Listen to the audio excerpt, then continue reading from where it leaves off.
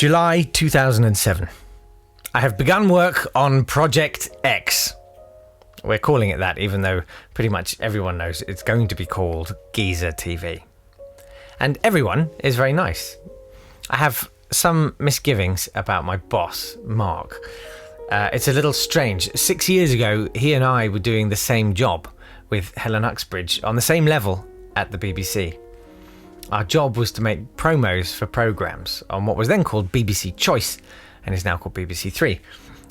It is not the most taxing of jobs. A typical script would read something like this.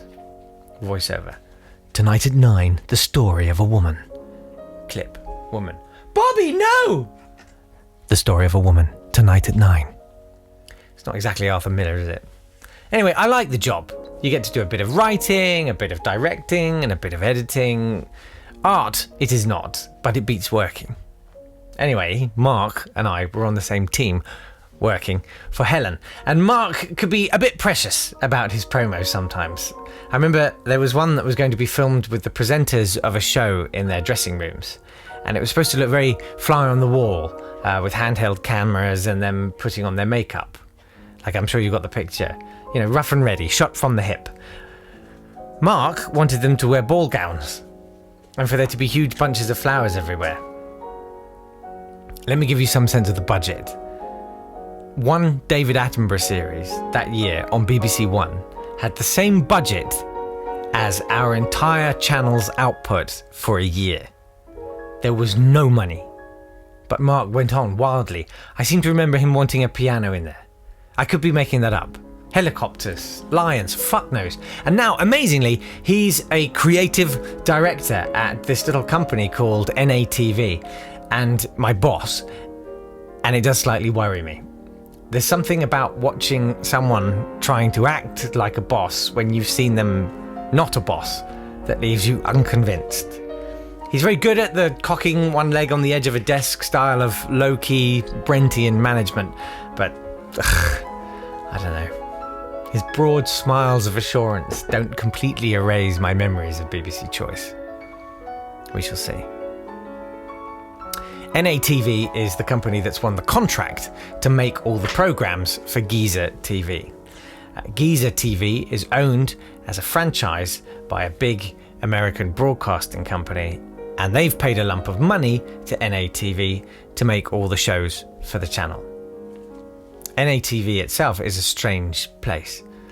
My first job in TV was working for a satirist, making a show for Channel 4, and it was working in TV as a cottage industry. We all worked from home.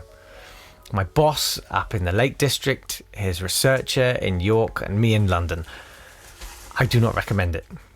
The BBC is a massive institution, a faceless factory where people get lost for days in one building, but it's well resourced.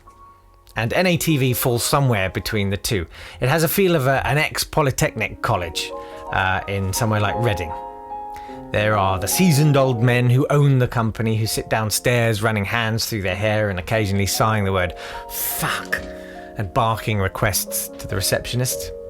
Then there are the 30-somethings who've joined the company because they think going to a smaller company might be an opportunity to slightly change career or advance up the ladder more quickly, and who strut about in proper clothes, being more formal at meetings than they need to, and they always have lots of folders. I never have folders. I should get into folders more, then I'd be a success. Then there are the nerds who keep the whole thing running, happily repatching a network bay till 5 a.m. just for the love of it. And then there are the kids, young, eager, for whom this is a first job and a big break, and who would happily jump into a vat of excrement if they thought the job required it. Poor things. And somewhere in this strange setup, there's me, feeling very much like a child on his first day at a new school, not sure where the pencils are kept, without my own tray, and a bit fazed by the whole thing. But on my first day, I'm in luck. I'm sat with a nice co-pupil, a young cameraman called Michael. Very low-key, professional, and affable.